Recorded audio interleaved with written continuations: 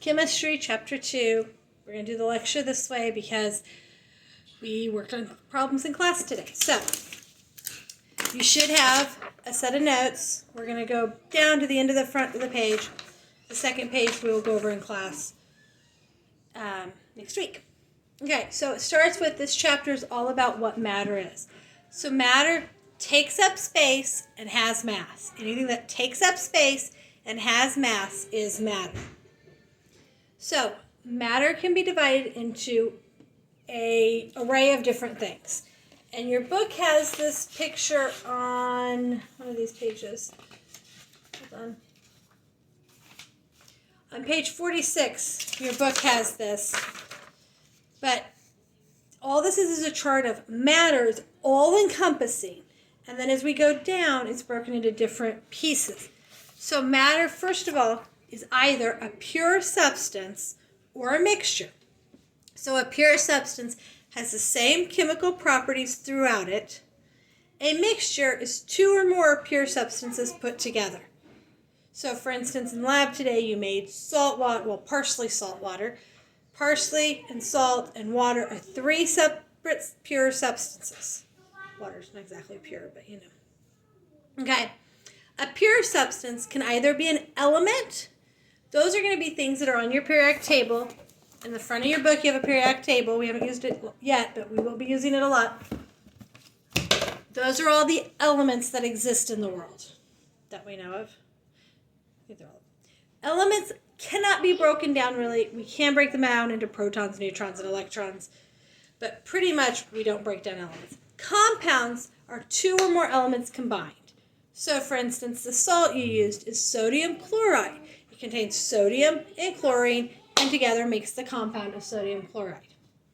So matter can be a pure substance, and a pure substance can be an element or a compound. We're going to learn how to make lots of compounds later in chemistry.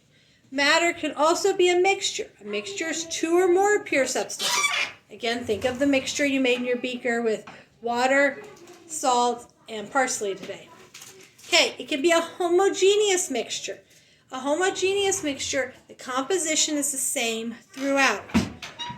A heterogeneous mixture, the composition is different throughout.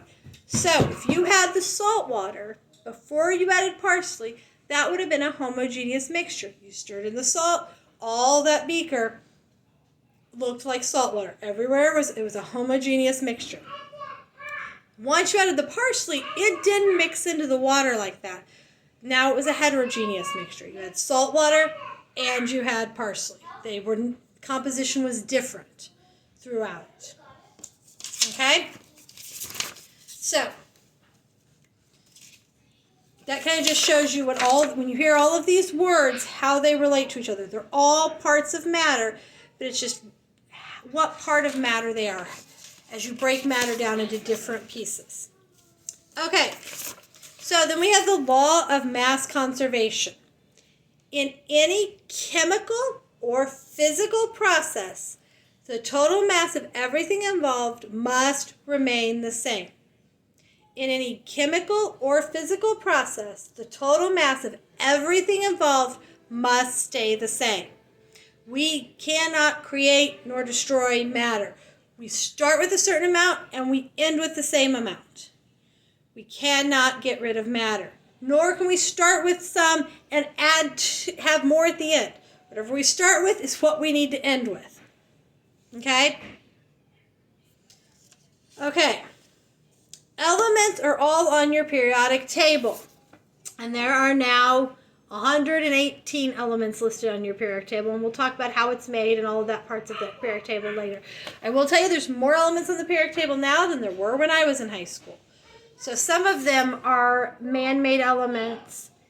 But there's a lot of elements. So whenever you talk about an element, it has to be something that's on the periodic table. That's what makes an element.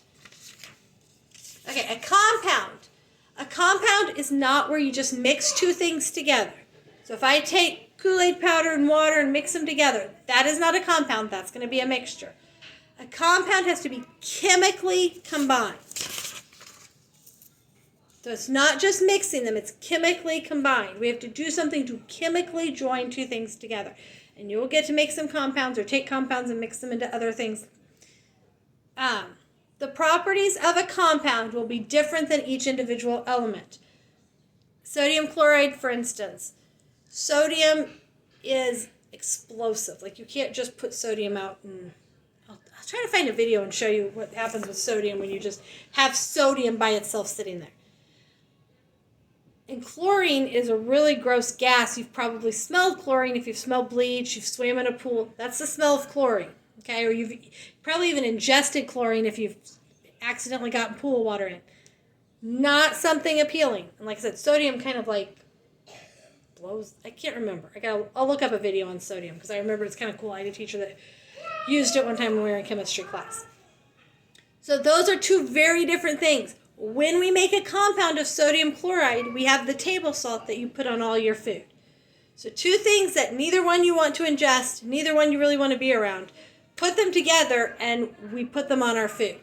Okay, so a compound isn't just mixing things together. That's a mixture. Compound has to chemically combine them. Okay, the law of definite, and I'll write definite proportions. The law of definite proportions. A given compound will always have the same proportion of elements by mass. A given compound will always have the same proportion of elements by mass. And we're going to learn, there's a lot we'll be doing with mass and elements throughout the time.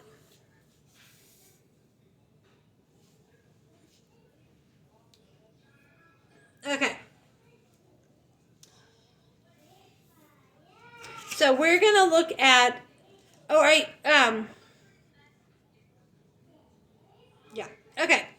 So we're going to look at, let's talk about a little bit of a example of that.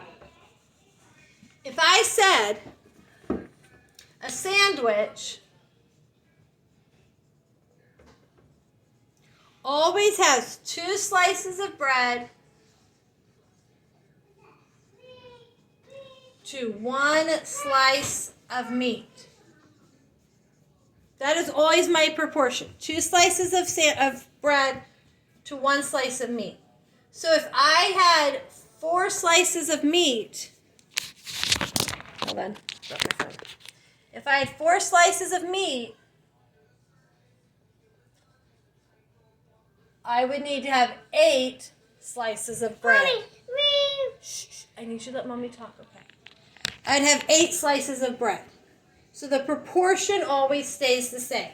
okay. Ruby says okay.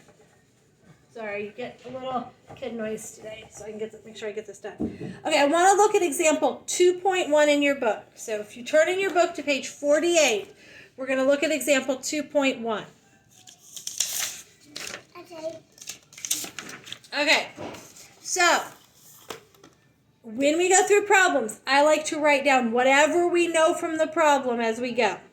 So it says a chemist uses 32 grams of carbon, 3.20 grams of carbon. For carbon, let me see if I move that so you can let me move the board. There you go. 32 grams of carbon. C represents carbon. And 32 grams of oxygen.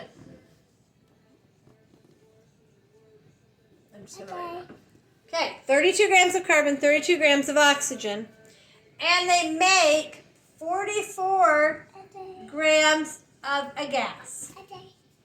Okay? Along with plus leftover carbon. Ruby, please get back.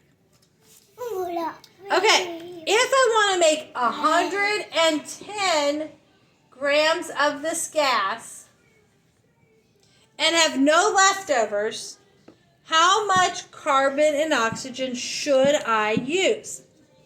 Okay. Now, what we know is that we started with 32 and 32. If I start with 32 and 32, that is 64 grams. If I start with 64 grams, I have to end with 64 grams. That's the law of mass conservation. Whatever I start with, I have to end with. So I started with 64 grams. I know I had 44 grams of the gas. So that means that the leftover carbon is going to be 20 grams of leftover carbon. Because 20 plus 44 would give me the 64 grams. Wherever I have to start and end with the same amounts. Okay? Okay. So we know we have 44.0 grams of the gas, and we had 20 grams of carbon over on this side. We started with 32 grams of carbon. If we had 20 left over, that means 12 grams of carbon were used. Okay? 32 minus 20 gives me 12 grams of carbon were used. And we know that 32 grams of oxygen were used. Okay? So these are what was actually used in the first equation to make our 44 grams of this gas. So if we want to make 110 grams of the gas, we need to figure out how much more, how many times does 44 go under 110? So 110 divided by 44 is 2.5. That means it's 2.5 times as much. The 110, we need 2.5 times as much. Well, if we started with 32, and we need 2.5 times more, I wrote this down, 80 grams of oxygen. We started with 12, and we need 2.5 times as much. We need 30 grams of carbon. And those two together will make our 110 grams of our gas. Okay? Whatever you start with, you have to end with.